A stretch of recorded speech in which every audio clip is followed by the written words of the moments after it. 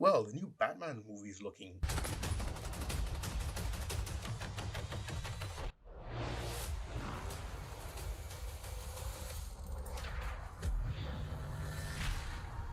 wild. Looks like me and everyone else is heavily looking forward to it. For the past 20 or so years, Batman, especially in movies, has had a reputation for being dark and brutal. And it looks like Matt Reeves is pushing that aspect as hard as he can. At the time of writing this, the rating hasn't been revealed, but this shit looks like it needs a hard R. It's always interesting looking back on a character's history and seeing how they evolved, and remembering the good old days when Batman was a lot more campy and colorful and challenged the Joker to surf off. Okay, personally, I won't agree for that Batman too hard. Anyway, back in the Dark Ages when Batman was still being made fun of for bat nipples, and before the golden age of the Dark Knight trilogy, there was a pitch for a movie that would have taken live action Batman movies back to its dark and gritty prime years earlier than it should have. Some years after Batman and Robin, DC and Warner Brothers hired Darren Aronofsky to direct their new Batman movie, who you may know as the director of Requiem for a Dream, a movie I really need to see myself. He wanted to adapt a classic story called The Dark Knight Returns. For those of you not in the know, Dark Knight Returns is a story about a much older Bruce Wayne. In that storyline, superheroes were outlawed and all the members of the League are either dead, retired, or in hiding. Gotham is now worse than it's ever been, with criminals less interested in making money and gaining reputation than they are in just killing and causing havoc. Eventually, Bruce is unable to stand by and do nothing about the approaching chaos and returns as Batman to fight some both new and old enemies. It's a great story that's been referenced and homaged in a lot of media, especially in Batman vs Superman. Oh yeah, and Aronofsky wanted Clint motherfucking Eastwood to play Bruce Wayne. Eventually, he changed his mind and wants to adapt a Batman prequel story called Batman Year One, which is, well, a story about Batman's first year of crime fighting. The script was written by Frank Miller, the original writer of both Batman Year One and Dark Knight Returns.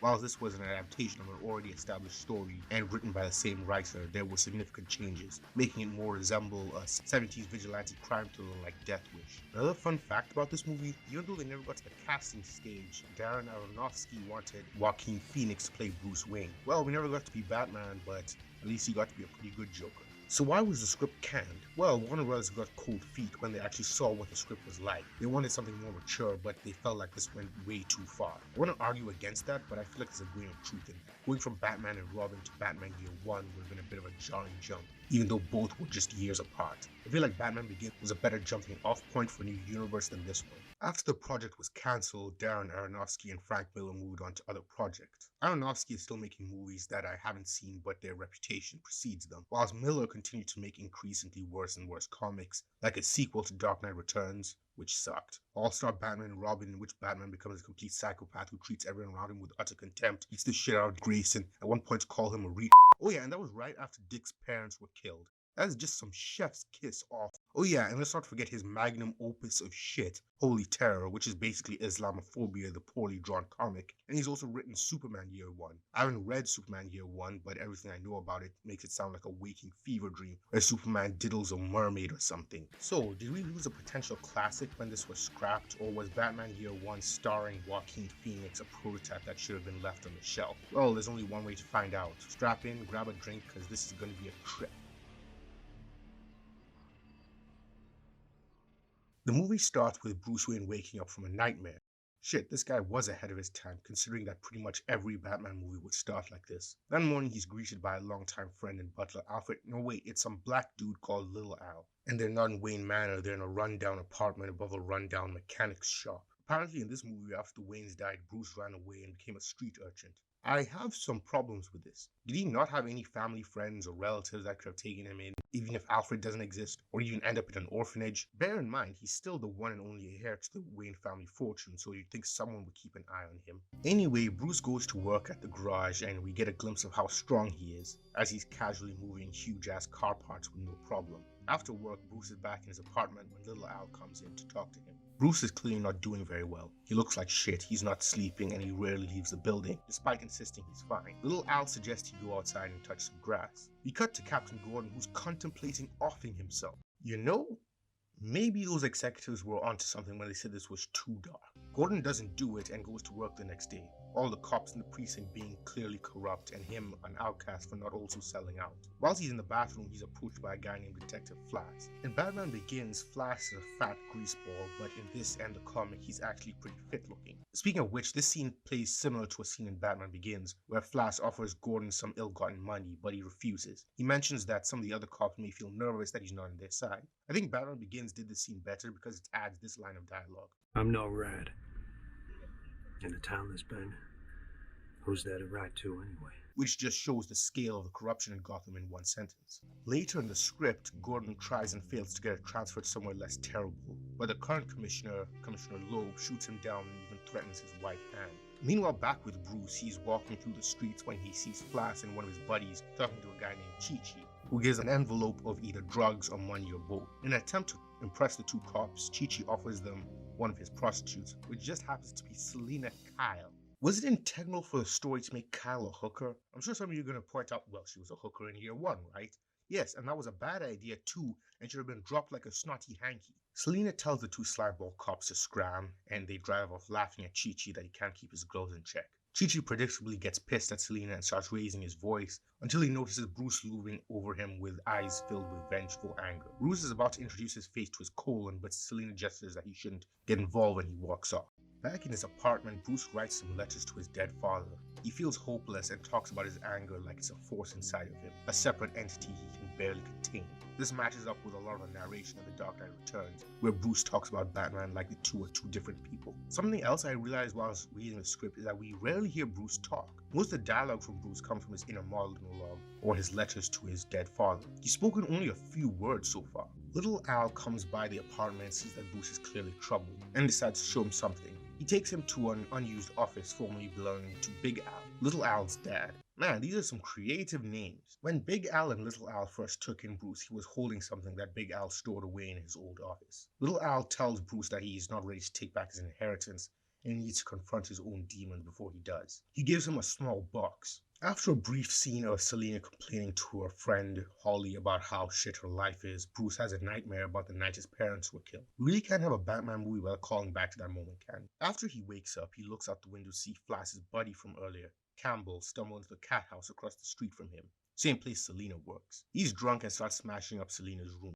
Finally having enough, Bruce walks in and proceeds to beat the teeth out of Campbell's face. All of a sudden, Selina bonks him on the head with a cricket bat, and he falls unconscious. You'd think Batman would have a resistance to bats. Hours later, Bruce wakes up and finds the place a wreck, with Campbell having his skull caved in. Bruce beat him up something fierce, but he didn't kill him, and it's implied that Selina did it. Police lights are shining outside, and Bruce is barely able to slip out the window, just as Jim and Flash barge in. Later that night, Gordon responds to a hostage situation in an apartment complex. There's a crazy gunman with a baby. Loeb is there, and since he's as delicate as a jackhammer, Gordon knows there's going to be blood and races to the site. Meanwhile, Bruce continues to write letters to his dad. Another neat thing about the letters is that since they're dated, they help chronicle the passage of time. Gordon heads into the apartment against Loeb's orders and is able to restrain the gunman and save the baby. All this on TV and all this seen by Bruce back at his apartment. The reporters ask him why he went against orders and he directly calls out the commissioner and all the crime and corruption within Gotham. He also urges everyone watching that the time to take back the city is now. Bruce, watching this, finally gets the inspiration to rise up and gets the wooden box. We finally see that the box contains his father's ring, and a flashback reveals that he gave it to Bruce just before he died. Bruce goes to the roof and proclaims that he now knows what to do. On October 4th, Bruce grabs a trench coat and hat and goes to pay Chi-Chi a visit, who's back to yelling at his girls. Bruce demands to know where Selina is and he says she ran off after the night. He attacks Bruce with a knife and Bruce breaks his knee. But as he's leaving, Chi-Chi threatens him, saying that he remembers his face from before, which he takes note of. On November 8th, Bruce decides to put something in place to prevent people from recognizing him, applying one fake scar to his face. Genius. Just bloody genius. Bruce then goes on a rampage, beating the crap out of drug dealers, muggers, and criminals all over the city. That night, he sleeps like a baby for the first time in a while. The next letter is dated October 12th. Wait, the last letter was dated November. Either that was a mistake or year one is an inaccurate name. Anyway, Bruce has determined the criminal hierarchy in Gotham and heads to a shitty bar called the Comet Lounge that's right outside a jailhouse. Bruce starts flashing $100 bills which predictably bait the patrons into attacking him. He fights back but is soon outnumbered and jumps into a nearby bathroom for cover. The thugs are going to break down the door, but using his knowledge of chemistry, he's able to MacGyver up a bomb with a plastic jug, some bathroom supplies, and a neon sign. With it, he's able to knock back the attackers and makes his escape. That night, he writes another letter. He realizes he's not nearly as well trained or as well armed to progress up the food chain as he had initially thought. To do that, he will need to expand his mind and his arsenal. Another thing to note is that Bruce Wayne in this is not even that skilled a fighter. He doesn't have his vast resources, his allies, or his years of training. And whilst he's strong, he has no technique to complement that strength. The only thing he has is his ability to learn and adapt, and as we'll see, that's more than enough. There's a brief scene where Gordon goes to see the mayor, Mayor Noon, and tells him of the corruption in his precinct and that he's willing to name names and testify in court. Noon is impressed by his courage, but tells him to lay low as it could be dangerous. It's later revealed that Noon is in collaboration with Commissioner Loeb and his criminal antics. Back with Bruce, he's headed to the Gotham Library where he borrows a bunch of books on various subjects: ballistics, guerrilla warfare, neurochemistry, hand-to-hand combat. The librarian notices that he looks pretty beat up and comes to the conclusion that he might be up to something, but decides that's not her problem. Piece of advice: if you see an obviously shady character buying books on explosives and guerrilla warfare, maybe, just maybe, you should call the cops or something. He also buys a bunch of other things like binoculars, a hockey mask, hockey pads. I guess he is wearing hockey pads in this. Meanwhile, Gordon starts a war of his own as he begins hunting down drug dealers and the like who are giving cuts of their profit to cops, despite the mayor's advice to keep a low profile. This gets the attention of Flash and his goons, who corner him in the precinct parking lot and beat him up. Not enough to leave him seriously injured, but enough to send him a message. Flash once again threatens Gordon's wife.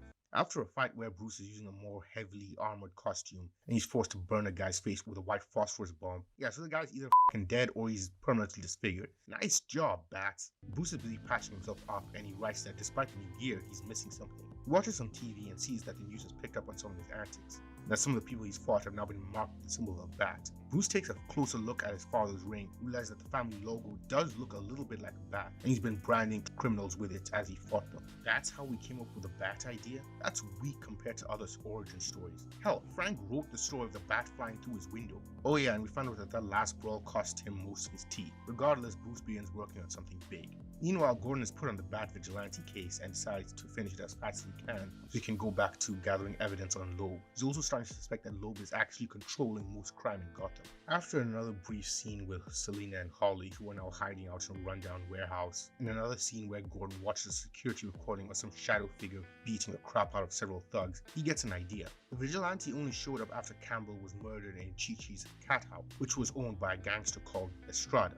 He goes to Harvey Dent, a district attorney, and asks him for a warrant to search some of Estrada's warehouses because he thinks it could lead them to the vigilante. Meanwhile, Bruce begins arming himself up with his new costume, a small arsenal: smoke bombs, lock picks, duct tape, grappling hooks, syringes full of several chemicals, throwing knives, no batarangs yet, and we finally see him in his new costume as he watches Gordon leave Estrada's warehouse empty-handed. Just as Gordon leaves, he drives through the front door with his souped-up muscle car, the bus engine and armored tires. Batman gets out of the car and delivers a can of whoop-ass on the criminals, with one of them getting behind him with a machine gun.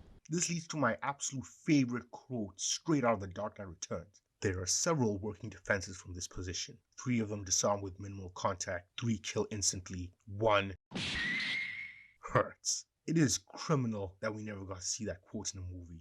Anyway, Batman finds and corners Estrada and approaches him with a syringe full of something unholy, which he says is a combination truth serum and the worst acid trip you've ever had. The next day, the police find Estrada and he absolutely won't shut up about all the crime he did. Of course, since he was kidnapped and drugged, none of that will hold up in court and he's let go after the drugs wear off. Inside Batman's armored Batmobile, he listens to Estrada's confession on a tape recorder, and the evidence puts him on Commissioner Loeb's trail. He's also pretty banged up from the warehouse showdown, and he drives back to the garage. Anyway, that morning, Little Al shows up to the garage and finds it transformed into a barracks, with target practice dummies, a chemistry set, boiling multicolored liquids, lockers full of spare and previous suits, broken weapons all over the place, oh, and Batman bleeding out on the floor. Bruce wakes up and, to his surprise, Little Al has bandaged him up and given him a blood transfusion. He asks why Al never just turned him over to cops, and this is his response that I'll read in full. I've seen a lot of people get cut all to pieces in the jungle, and after I've seen them more cut up inside when they get home. They trained me to heal a man on the outside with bandages and threads, but there ain't nothing that can do for the wounds on the inside. You just stay the hell out of their way and hope they sort them out for themselves. That is masterfully bad advice. Therapy and support, just let them sort their own shit out. They'll be fine. He does mention that if they didn't have the same blood type, Al would have had to take him to a hospital and they would have thrown him into Arkham Asylum afterwards. Speaking of the devil, Gordon actually heads to Arkham to talk to a doctor about Batman. The only thing notable of the scene is how there's a brief cameo of the Joker being wheeled away in the background. Back in the precinct, Mayor Noon is complaining to Loeb. They're getting from both sides. Gordon recently did an interview with a news channel about the corruption in the police force and a lot of the criminal activities getting decimated by Batman. Loeb suggests that they have a meeting with all the other crime bosses in the city so they can come up with a plan of action. Outside, Batman listens to all of this through a special microphone. The next day, Gordon goes home to find his house ransacked and all the evidence he had gone. That night, Noon picks up Selina, who's in a disguise for the party at his place, and drives her to his mansion outside town. Selina is left alone in his bedroom and instantly starts looting anything that's not nailed down. She also finds Gordon's file of evidence, and though she has no idea what it is, she takes it with her. Just then, security guard bursts into the room. Selina is able to knock down a few, but gets pinned down by gunfire. That's when the Batmobile flies right through the wall. Batman tells Selina to get in the car and lobs a grenade back at the office as he drives off. The script informing us that this ain't no smoke bomb. No, it explodes, sending Loeb, Estrada, and Flash flying. Dude, I thought you didn't kill people. Also, the guards that Selina knocked out were still there, so that's like 5 people you've killed so far. Oh yeah, and Batman doesn't drive with headlights. He just wears NVGs and speeds through the pitch black. And just before you think he's going soft on Selina, he cuffs the car and accuses her of killing that cop from earlier. This leads to an intense car chase between Loeb's gangsters and Batman, where he pelts them with caltrops, smoke grenades, and all kinds of shit. After they're clear, Bat looks up to see Selina gone and cuffs empty. She tries to run into the woods, but he easily catches her. She explains that she didn't kill Campbell. Batman asks if the mechanic, referring to himself, was the one responsible, possibly to see if he could catch her in a lie, but she says it was Chi-Chi who did it. He always hated Campbell and saw an opportunity to get revenge. She also recognizes him as the mechanic. Bruce drives her home and she gives him the file she stole from Noon. Back in his apartment, Bruce reads through the file and makes a copy of everything on it. After being humiliated back at the manor, Loeb is now hard on Gordon's ass to catch Batman. Later, Gordon sets up a trap for Batman, and in another nod to Year One, he stages a mugging with cops ready to pounce when Bat shows up. Batman sees through this easily, so he doesn't jump into it. After the trap fails and everyone starts heading home, Gordon goes to his car where Bats is waiting for him. But surprise, there was a trap within a trap as cops spring out to arrest him. Batman takes a bullet in the thigh but leaps into an abandoned hotel. The police seal the place off as Batman makes his way to the roof. Just as he throws open the roof door, he sees a helicopter dropping a goddamn incendiary bomb on the place. He leaps back inside and barely evades the explosion that demolishes most of the building. After that, SWAT breach the building and start searching for him. An intense fight ensues with Batman using throwing knives, gas bombs, and everything in his arsenal to hold the SWAT. He's eventually able to escape into the tunnel system, leaving the cops with nothing. Meanwhile, Gordon realizes that Batman shoved a microfilm into his jacket pocket during the whole kerfuffle. After examining the film, Gordon realized that it contains photocopies of not just the evidence that was stolen from him, but much more. With it and the help of Harvey Dent, he's able to make multiple arrests on high-ranking crime lords that Loeb had been protecting, like Estrada. Meanwhile, a still very injured Batman has continued to spy on Loeb and finds out that something is about to go down, but he doesn't know what it is. He warns Gordon, and Gordon goes to get some answers of his own. He corners Flash in an alley and beats the crap out of him with a baseball bat, till he reveals what's going down. They are going to kidnap his wife. Back in the parking lot of Gordon's apartment, Loeb and some others thugs have grabbed Anne and shoved her into a car. Gordon shows up and there's a brief shootout as the car drives to the exit. Just as they're about to get away, Batman comes in driving a motorbike and drop kicks the driver through the windshield, sending it careening out the car park and into a wall. Loeb is injured but still able to grab Anne and drags her away. Bruce is way worse for wear. His costume is shredded and his mask is gone. Gordon's injured and lost his glasses as well, and they give pursuit, eventually cornering Loeb. Loeb tries to worm his way out of the situation, threatening Batman since he's now seen his face. Well, Bruce's solution is that he throws 2 knives into his eyes. Jesus! He also carves a Z into his face for some reason. Bruce says his goodbyes to Gordon, who makes it clear he can count on him. And as he's leaving, Gordon reminds him that he's practically blind without his glasses, so his identity is safe. Well, Anne saw him, and it's not like they threw a paper bag over her head, or that she's as blind as Gordon. In the epilogue, we get one final letter from Bruce to his dad, dated December 18th, where he thanks him for guiding him and promises to always honor his memory. He burns that letter and all the others he had written to him. He's also back in Wayne Manor with Little Al. After everything was said and done, he used the ring to reclaim his inheritance, and is now back in the public light, vowing to use his vast resources to continue the war on crime. Meanwhile, Selina has finished her Catwoman outfit and heads out to start a legacy of her own, ending the movie. That's all well and good, but it kind of undercuts the whole idea of Bruce having no resources at his disposal when he could have gone back to his old life any time. I get the idea was maybe he had finally processed his grief or was mentally ready to reclaim his family's fortune, but it would have been better if there was something stopping him from reclaiming his fortune, and he had to become Batman to reclaim it. Last time I started with the things the script did well before I got into the mistakes that it made. This time I think I'll go the other way around. My main problem is that there are a lot of scenes that seem extraneous and could easily have been cut with no loss to the overall story. I also feel that there were some characters that were underutilized, considering how important Harvey and Selina would be in future installments. We don't really see much of them here. There is one other thing, but it's something I've noticed with a lot of modern Batman movies in general. I don't really see Batman acting as much as a hero. Yeah, I know he's supposed to be a dark vigilante, but he's still supposed to be a superhero. Even the darkest and grittiest takes on Batman have him saving lives or showing compassion to others. Even Frank Miller knew this. I mean, he forgot it pretty quickly, but the Batman in Dark Knight Returns did more than just beat the crap out of people. He was a symbol of hope and peace. Ladies and gentlemen, boys and girls, I am here to appeal to your community spirit. I know you've had your differences in the past. Some of you will even argue that you can't work together. The rest of you can lend a hand to keep our city from falling apart. You can lead by example. Your choice. I'm sure you're all eager to help. I don't really see this with this Batman. I don't even see why he would decide not to kill people. In Batman Begins, the no-killing rule was firmly established, but for this Batman, it seems like it would just be an arbitrary line in the sand for him. He's certainly less hero and more vigilante.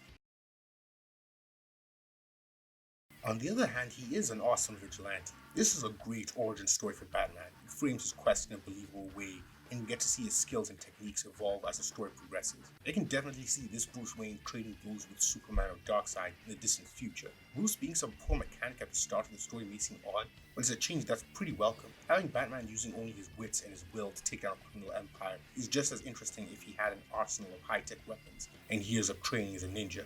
The action scenes were all great, either lifted straight from year one or giving an interesting spin on them. We may not have been ready for a gritty Batman, but at the time this was still a great story.